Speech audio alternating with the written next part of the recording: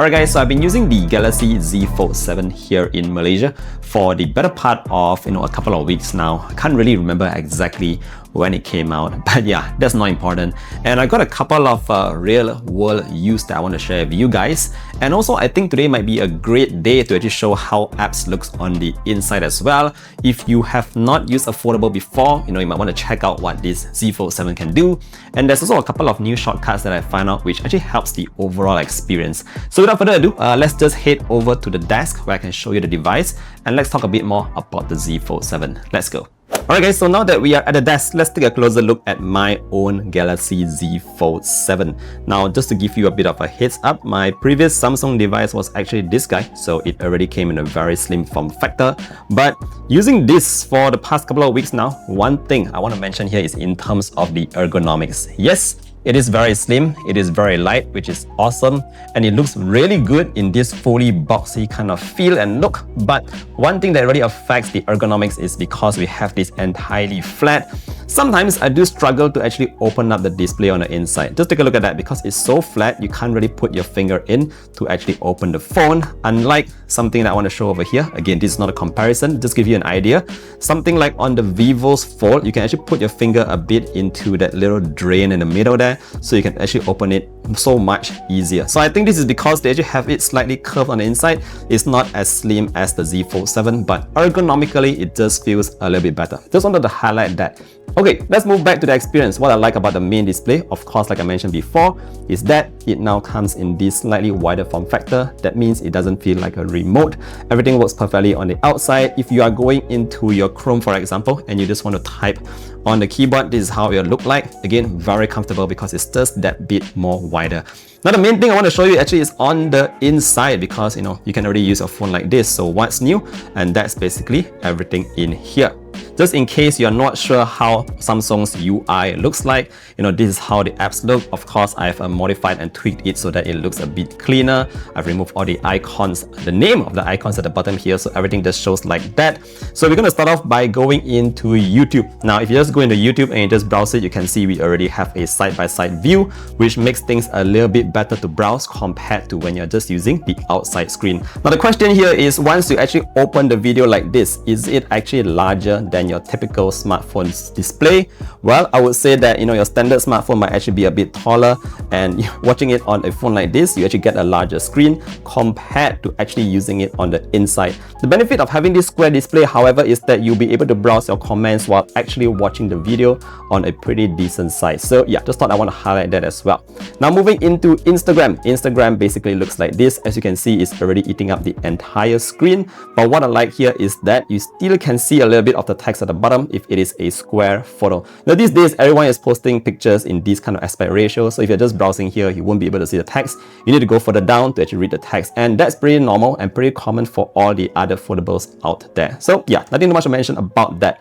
Moving on into some other apps here, if you go into your gallery, you can see that we are able to see all your pictures like this. It's again very, very useful, and I think I will appreciate this better because you are able to see your photos on a larger screen. Now this is actually one of the benefits, I think, of using something like a Foldable. Now moving on, let me just show you a couple more apps here. Okay, I think WhatsApp is something a lot of you use, so I'm just opening up a random chat.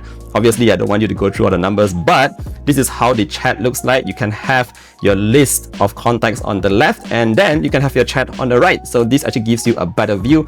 Moving on, let's take a look at TikTok. Now, if you just go into TikTok, notice that it's actually right in the middle. So you have those black frames by the side. It's not going to be stretched out to the full screen. And again, putting in a normal phone, you can see that it's a bit wider than the standard device, but it's not as tall. So this is the kind of aspect ratio that you're going to get.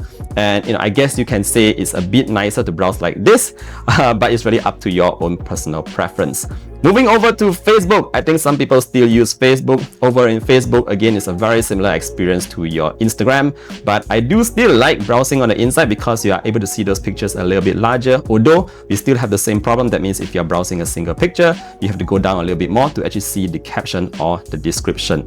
Moving over to your Chrome. Now, let's say you're in Chrome. I think it works very well if you actually open it in desktop mode. So this is actually a website that I've actually selected desktop mode, so you can see this site. If you're browsing it on the computer, this is how it would actually look like. If you go into like forums and all that, again, this is actually where the phone, the screen on the inside really benefits you because you have all those. You can see those very clearly, the entire screen and all that. Now let's talk a little bit about the shortcuts that I mentioned earlier on. Now previously, when I just wanted to view 2 pages or 2 apps side by side, I'll drag this up, I'll put this to the side, and maybe if I want to pull up another one, I can also do Facebook, for instance, at the bottom over here.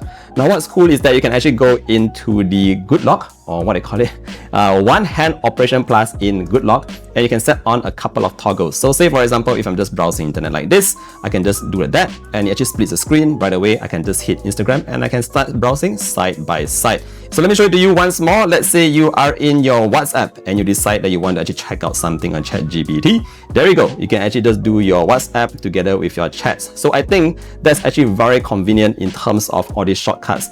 Now let's just try another use case because I think this is my favorite one. Let's say you are in your browser. So you just push it to the side and you launch your Facebook. So let's say you have Facebook running now. You want to open another window, you can just drag down, and I have my Instagram open over here. Take a look at that. I'm going to make that a bit bigger so you can have this multi-window kind of experience going on. Let's say I want to change this app here into ChatGPT. I'll go up. There you go. I'm back into ChatGPT. So it's very, very convenient. Again, you can do all that in the Good Lock app. Go into the one hand operation plus, and this is where you can actually tweak all the kind of settings that you want to do on the side, which I think is fantastic. This really changes the entire experience of multitasking on the Galaxy Z Fold 7. Alright, so a couple more things that I want to highlight here in terms of the cameras. It's pretty standard. You do get that 200 megapixel camera now, which you can actually change up here. The standard resolution is 12 megapixels, but you can actually go into 50 or 200. What I like is actually the smooth zoom. That means if you go into video mode, you can actually have this small toggle over here that allows you to zoom in very, very smoothly. Look at that. It's almost like you have a gimbal. Of course, you got to keep your hands stable, but take a look at how smooth the zoom is across all the lenses. Now, in terms of the picture quality, it's pretty standard. I wouldn't say it's the best cameras out there, but getting a pretty similar experience to that of the S25 Ultra. Last but not least, just a bit on battery. I noticed that battery in here is not the greatest. Of course, I've used some other foldables, like I mentioned, something like this as well. This has a 6000 mAh unit, but yeah, the battery isn't that great on the Z Fold 7. It's definitely better than the predecessor Z Fold 6, but if you're expecting like the longest battery life on it, definitely you won't find it here. It's good enough to last you an entire day, but then you need to start thinking about charging the device, which it does so quite slowly. Samsung still doesn't give us a faster charging rate, so that's what I wish that will come on the future Z Fold 8.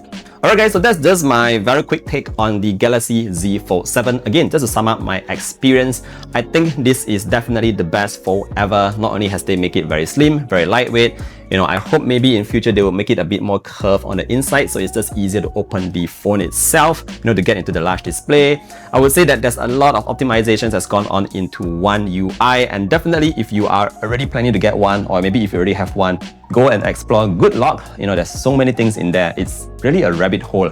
Once you go in, there's so many customizations that you can do. That these kind of customizations you can't really find on other phones, so it's only on the Samsung Galaxy devices, so you can have that. At the end of the day, I still think the Z Fold 7 is one of the best foldables out there. Definitely one of the most polished when it comes to software experiences. And let me know what you think about the Z Fold 7. Is this something that you might pick over a standard candy bar phone? Will you pick this over the other foldables in the market? Let me know what you think. Thank you for watching, and I'll see you guys in the next one. Bye-bye.